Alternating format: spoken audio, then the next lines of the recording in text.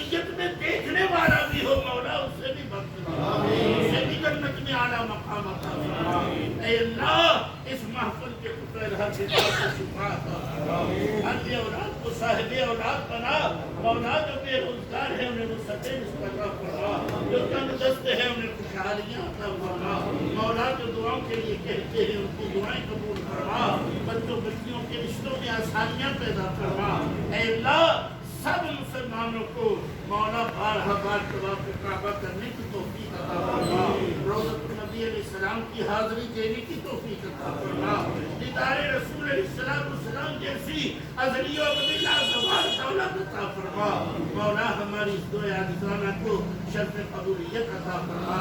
آمین بجاہ النبی الکریم الامین وصلی اللہ تعالی علی حبیبہ ولبیبہ وقریبہ ونبیہ ورسولہ ونورہ سیدنا محمد وآلہ وصحابہ اجمعین برحمتک۔